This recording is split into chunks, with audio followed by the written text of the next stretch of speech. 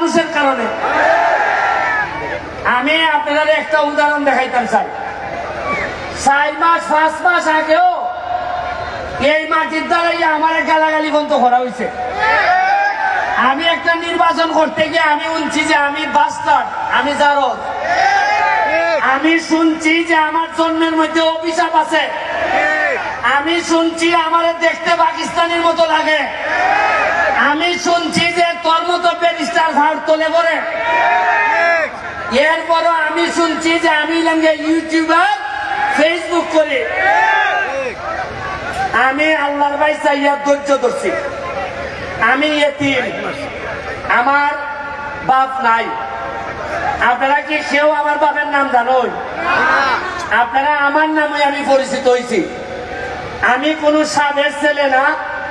আমি আপনার মতো জায়গার থেকে একবারে তৃণমূল ডিসিপি হাই স্কুল সোনারঘাট থেকে উঠতে আমি আজকে ব্যারিস্টার হয়েছি। আমি গল্পটা কইতাছি তোমাদেরকে এই কারণে, আজকে আমার সামনে যারা আছো তোমরা, তোমাদেরকে বলতে চাই, জীবনে ভালো করতে গেলে, সফল হইতে গেলে সব সময় সাবেক ছেলে হইতে হয় না, নিজের যোগ্যতায় হওয়া যায়। তোমরা ভাবতে পারো যে আমি ধর্মঘট, আমি কি পারবো? এই দিকে চলো, দিকে চলো। তোমরা কি জানো যে এরা যে অত ক্যামেরা করতেছে, এই করবে, এরা যে ক্যামেরা করে এরা আমার ভালোবাসা করে না। এরা ক্যামেরা ভিডিও করলে এরা টেকা পায়, ডলার ডলার দেখায় না, ডলার ভাই ডলার।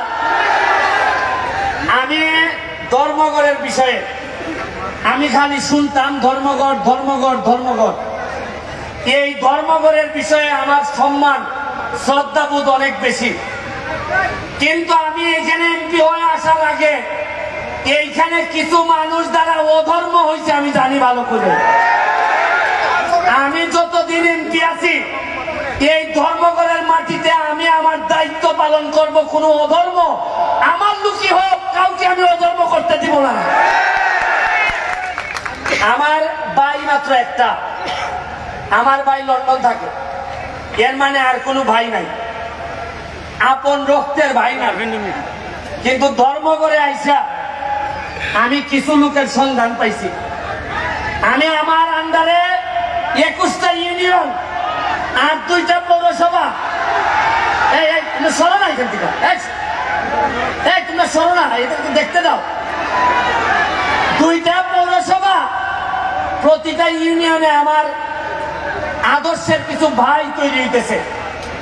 এর মধ্যে ধর্মঘট ইউনিয়নে আমার একটা এখন পর্যন্ত আমি তারে পাই নাই, হয়তো খারাপ পরে হইতেও পারে, আপনারা হয়তো আমার চেয়ে ভালো জানতেও পারেন। তবে আমার কাছে মনে হয়েছে মার পেটের না হইলেও আমার একটা আদর্শের ভাই হচ্ছে গেটুটুল। ও আমার নির্বাচন থেকে শুরু করে আজকে পর্যন্ত আমারে যেভাবে সহযোগিতা করছে, আমার কাছে মনে হয় আমারে যদি মাইরা ফেলা হয়, আমি যদি হঠাৎ করে মারা যাই, আজকে যখন আমি হেলিকপ্টারে নামি, আমি স্টেডিয়ামে, আমি যখন আকাশে ছিলাম, তখন আমার কাছে মনে হয়েছে আমি যদি এখন মারা যাই তাহলে আমার মাধবপুর সোনারঘাটের কি হবে, কে এমপি হবে আমার পরে। আসলে এমপি হইলে কি পারবে? তারা কি ওই আগের মতোই মজা মারে, পজা ভাই আর আমরা খালি বইটা পাই, এরকমই হবে কিনা। তখন আমার মনে হয়েছে কিছু কিছু চেহারা আমার বাচ্চা উঠছে, যে আমার দাফন কাফনের পরে হয়তো এই লোকগুলো আবার মাধবপুর সোনারঘাটের দায়িত্ব নিবে। শুনেন, মাত্র 4.5 মাস হয়েছে এমপি হয়েছি, বরাদ্দ পাইছি প্রায় 31 কোটি টাকা। কত পাইছি? এর মধ্যে 25 কোটি হইল কি আমার বছরের পর বছর আইব আমি রাস্তা বানাইব খালি। তো এইটা বাদ দিলে কত থাকে? 6.5 কোটি থাকে। 6 কোটি দিয়ে রাস্তাঘাট মসজিদ মসজিদ এটা বানাইতেছি। তা আমার প্রশ্ন হইল 4.5 মাসে যদি 31 কোটি ভাইয়া থাকে, আরে আমি তো এমপি, আমরা তো মন্ত্রীও পাইছিলাম, জীবনে উঞ্চনি আপনারা 5 টাকা পাইছেন, এরকম কোনো ঘোষণা হয়েছিল না। টাকা গেল কই?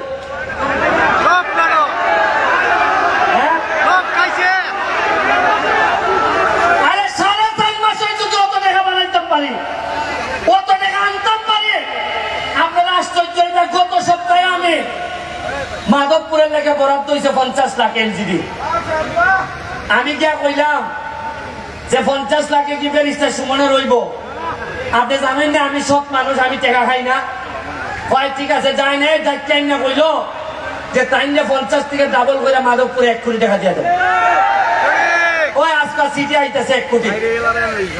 এর আগে আমারে দিয়ে দিছ না আরো 75 লাখ খালি মাধবপুরের লেগে। এটা গত সপ্তাহের কাজ। আমি এখন দেখি যে খালি ভাই না মানুষ যারে দিয়ে খামটা করাইতাম। আমার ডর লাগে যে টেকা দিলে নি আগের তাল ধরে আমারও বিদায় দিবা না নি। কারণ আমি জানি এর লেগে এমপি সাহেব হইতাম চাই না, সুমন ভাই হইতাম চাই। কারণ আগামীবার এমপি নাও থাকতাম পারে, কিন্তু ভালোবাসা দিয়ে আপনারা ভাই হইতে পারলে বইলেও আমি শান্তি পাইব। পর্যটন নগরী বানাইতাম এখানে।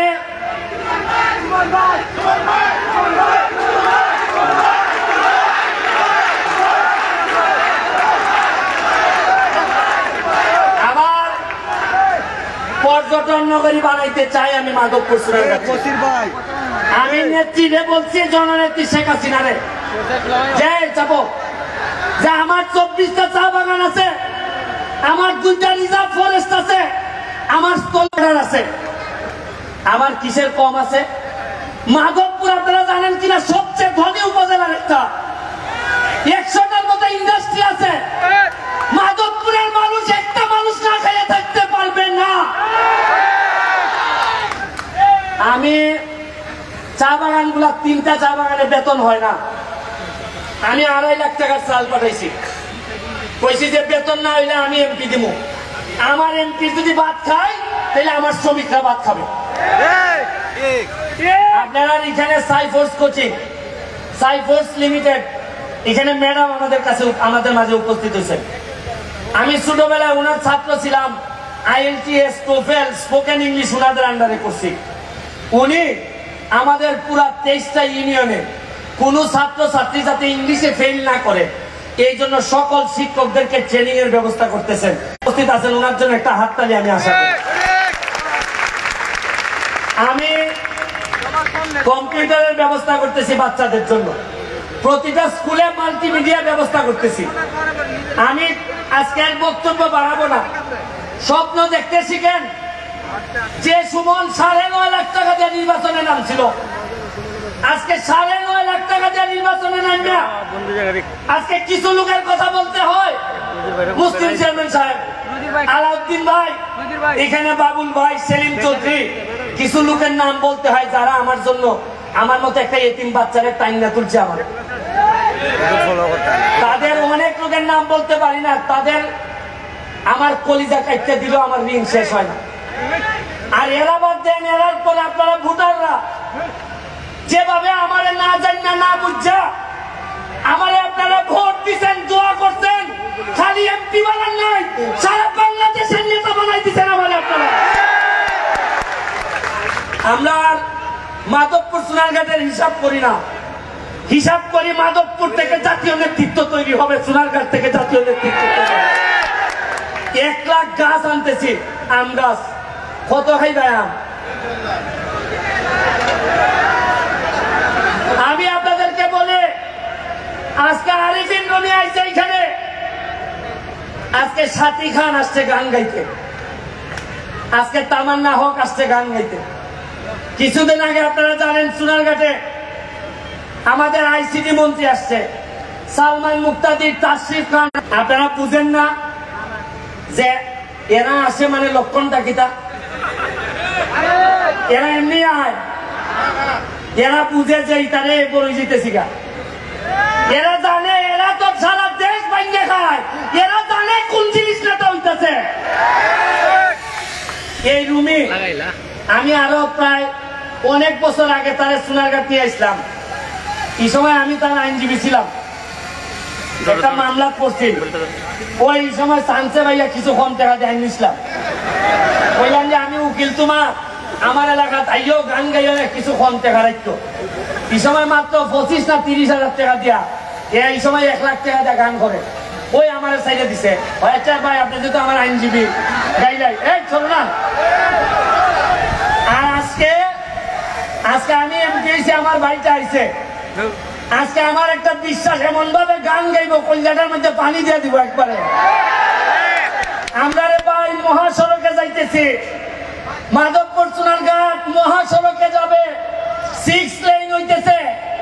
আপনাদের যে ইন্ডাস্ট্রিয়ালাইজেশন হয়েছে, সাথে যদি আমি পর্যটন নগরী করতে পারি, মনে রাখেন মৃদু অন্তত পুরো আমেরিকা না পারি মধ্যপ্রাচ্য বানিয়ে চাইলে দিব আমি মাধবপুর সোনারঘাট। আমার কোন লোক 5 লাখ টাকা দিয়ে সৌদি যাওয়া লাগতো না, 5 লাখ টাকা দিয়ে কুয়েত যাওয়া লাগতো না। এখানে বইয়া আপনারা দেখুন 1 বছর সময় দেন, কিতা করতেছে আপনারা দেখুন। তবে আপনার কাছে আমার একটা অনুরোধ, নেতৃবৃন্দ সহ 4.5 বছর পরে আমার বিদায় দিন।